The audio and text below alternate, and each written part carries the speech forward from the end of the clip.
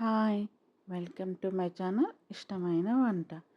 ఇవాళ వచ్చేసి మనం కాకరకాయ కర్రీ చేసుకుందాము. కర్రీ లాగా మరీ డీప్ ఫ్రై కాదు, కర్రీలాగా. కావాల్సిన పదార్థాలు కాకరకాయ, ఉల్లిపాయలు 2, కొంచెం కరివేపాకు. కాకరకాయ మొత్తం ఇలా పైనున్నదంతా పీల్ చేసేసేయండి.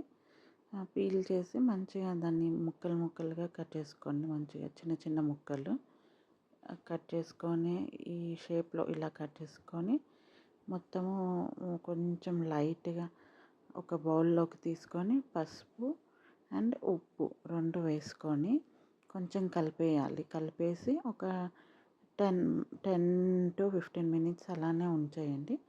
దాంట్లోకి మొత్తం ఆ పసుపును ఉప్పు ఇంకుతుంది. ఇంకి మొత్తం వాటరిష్గా వచ్చేస్తుంది.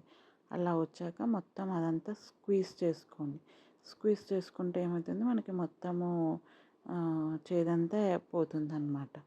సో మంచిగా అట్లా చేసేసుకుంటే టేస్టీగా తినేయచ్చు. పిల్లలకు కూడా చాలా ఇష్టమవుతుంది. ఎవరన్నా కాకరకాయ ఇష్టం లేని వాళ్ళు కూడా ఇలా చేసుకుంటే మాత్రం టేస్టీగా ఉంటుంది.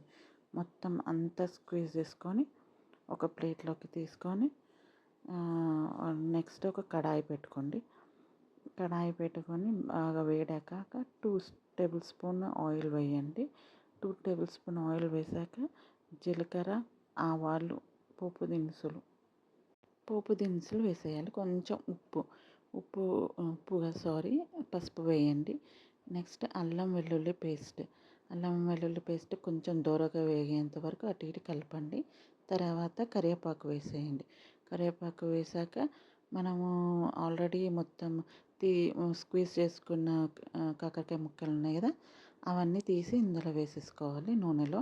నెక్స్ట్ దాంతోపాటే ఆనియన్స్ ఇట్లా నార్మల్గా కట్ చేసుకుంటే సరిపోతుంది, మీడియం సైజుగా. మొత్తం ఒకసారి కలుపుకొని మిక్స్ చేసేసుకొని మూత పెట్టేయండి. మూత పెట్టేసి సిమ్లో పెట్టండి. సిమ్లో పెట్టి మధ్య మధ్యలో కలుపుతుండండి. జస్ట్ ఇంకా మీడియం సైజులో పెట్టుకోండి.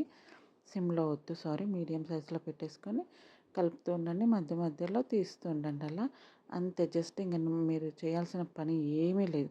మధ్య మధ్యలో అలా కలుపుతూ మూత పెట్టేస్తూ కలుపుతూ ఉండండి. ఇంకా కొంచెం ఇలా బ్రౌన్ కలర్ వచ్చింది అన్న టైంలో మీరు కొంచెం స్పైసెస్ వేసుకోండి. లైక్ కారము, కొంచెం మాడకుండా మాత్రం చూసుకోండి మీరు. అలా మధ్య మధ్యలో కలుపుతూ ఉండండి. బ్రౌన్ కలర్ వస్తే సరిపోతుంది మనకి. బ్రౌన్ కలర్ వచ్చినాక మాత్రం అప్పుడు స్పైసెస్ వేసుకోవాలి. కొంచెం మగ్గనివ్వండి. చూడండి ఎంత సింపుల్. ఈవెన్ బిగినర్స్ కూడా, పిల్లలకి అప్పుడే నేర్పించే పిల్లలకు కూడా చేసేయచ్చు ఈ కాకరకాయ ఫ్రై. అంత సింపుల్గా ఉంటుంది. ప్లస్ టేస్ట్ కూడా చాలా అంటే ఎక్సలెంట్గా ఉంటుంది. ఇష్టం లేనంటు వాళ్ళు కూడా ఒకసారి పెట్టండి. అలా ఒకసారి కలిపినాక మనం స్పైసెస్ వేసుకుందాం. కారం వేసుకోండి 1 టేబుల్ స్పూను. నెక్స్ట్ ఉప్పు కొంచెం చూసి వేసుకోండి. ఎందుకంటే ఉప్పు మనం ఆల్రెడీ పసుపు ఉప్పు వేసి స్క్వీజ్ చేసాం కాబట్టి ఉప్పు లైట్గానే వేసుకోండి.